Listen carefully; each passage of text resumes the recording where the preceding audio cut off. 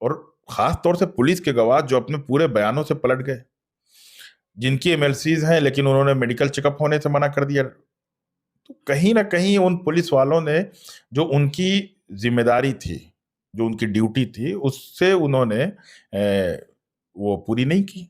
तो उनके खिलाफ तो डिपार्टमेंटल एक्शन होना चाहिए था, इंक्वायरी होनी चाहिए थी। तो ये कहीं ना कहीं एक पूरी मानसिकता है जो मुसलमानों को ये बताती है कि आप इस मुल्क में इबादत गाहों के अंदर भी और इबादत गाहों के बाहर भी आप आज़ादी के साथ इबादत नहीं कर सकते हैं। कशीदा था, इसलिए वहाँ पे 25 पुलिस वाले जो है ड्यूटी दे रहे हैं। अचानक रात में 12 बजे मॉब आता है जय श्री राम के नारे लगाते हुए, मस्जिद के दरवाजे तोड़ता हुआ वो अंदर घुसता है, आग हमारे लगाता खास है। मेहमान हैं सुप्रीम कोर्ट के सीनियर वकील अबू बकर साहब। सर, आपका बहुत बहुत स्वागत है। सर, हम ये जानना चाहते हैं कि हाफिज साद साहब को जिस तरीके से दंगाइयों ने मार डाला, उसके बाद आप उनके लिए अभी फ़िलहाल आप लड़ाई लड़ रहे हैं।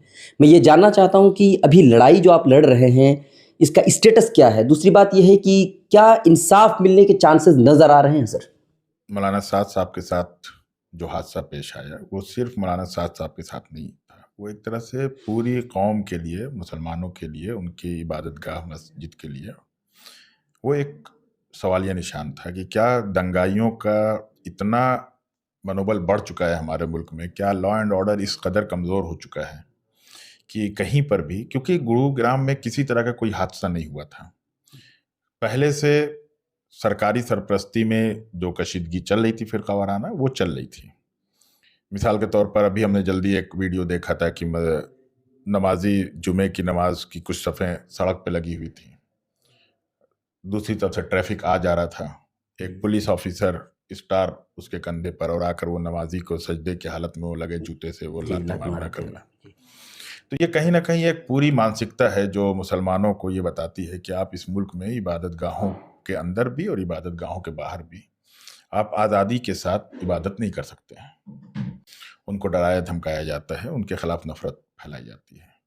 उसी तरह से मेवात में टेंशन हुआ कम्युनल, और रात के 12 बजे ईशा की नमाज के बाद इमाम साहब मुअज्जिन अपने कमरे में सो रहे हैं मस्जिद में, मस्जिद बंद करके। माहौल चूंकि कशीदा था, इसलिए वहाँ पे 25 पुलिस वाले जो है ड्यूटी दे रहे हैं। अचानक रात में 12 बजे मॉब आता है जय श्री राम के नारे लगाते हुए, मस्जिद के दरवाजे तोड़ता हुआ वो अंदर घुसता है, आग लगाता है, और इमाम साहब को चाकुओं से गोद करके, गवाहों का कहना है कि उनके गोली भी लगी थी, उनकी बॉडी पे गोली के निशानात थे, अगरचे पोस्टमार्टम रिपोर्ट में ब्लड इंजरी नहीं दिखाई गई है।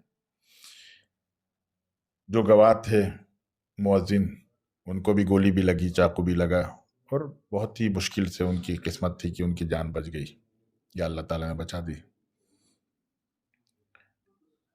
जो मुलजिमीन थे, नामजद थे, उन सब की यके बाद दीगरे सब की जमानत हो गई। आज सब आज़ाद घूम रहे हैं, और नमाजें पढ़ने से या मस्जिदों में नमाज होने से रोक रहे हैं उनमें से कुछ लोग, जिसकी पुलिस के पास शिकायत भी दी गई, लेकिन पुलिस ने अभी फिर दोबारा कोई एक्शन नहीं ले रही है।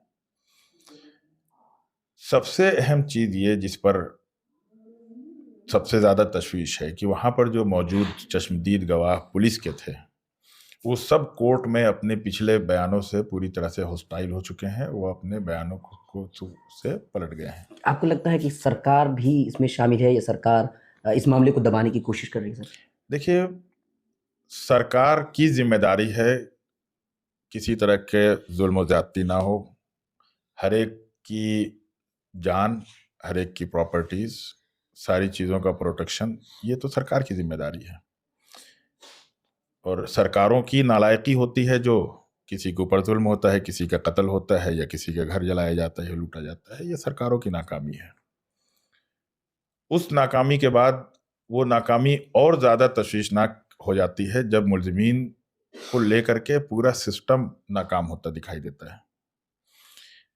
विटनेसेस पर ही ट्रायल का पूरा इन्हिसार होता है। विटनेसेस कैसे हॉस्टाइल हो जाते हैं, कोर्टों में इतनी लंबी लंबी डेटें क्यों लगती हैं, जो अहम गवाह हैं उनकी गवाहियां पहले क्यों नहीं होती हैं, उन गवाहों को किसी तरह से, और ख़ास तौर से पुलिस के गवाह जो अपने पूरे बयानों से पलट गए, जिनकी एमएलसीज हैं लेकिन उन्होंने मेडिकल चेकअप होने से मना कर दिया। तो कहीं ना कहीं उन पुलिस वालों ने जो उनकी जिम्मेदारी थी, जो उनकी ड्यूटी थी, उससे उन्होंने वो पूरी नहीं की। तो उनके खिलाफ तो डिपार्टमेंटल एक्शन होना चाहिए था, इंक्वायरी होनी चाहिए थी।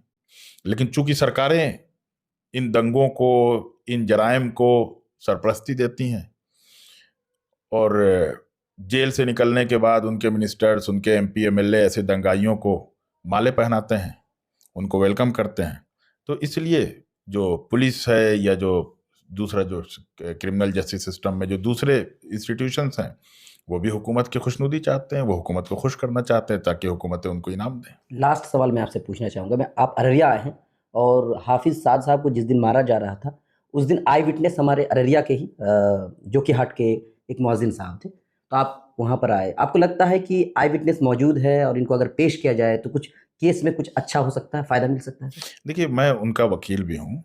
वो उस हादसे में ज़ख्मी हुए थे और बहुत बुरी तरह से ज़ख्मी हुए थे और 307 उनके ज़ख्मों को देखकर ही वो लगी थी।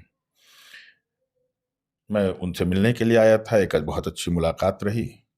वो शायद गुरुग्राम में होते तो डर और खौफ के माहौल में वो अब शायद वो भी हॉस्टाइल हो चुके होते, लेकिन एक अच्छी मुलाकात रही और हमें पूरा यकीन है कि उनके साथ इंसाफ होगा।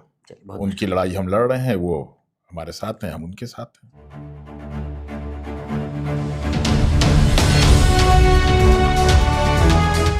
ट्रू रिपोर्ट्स, सच आप तक।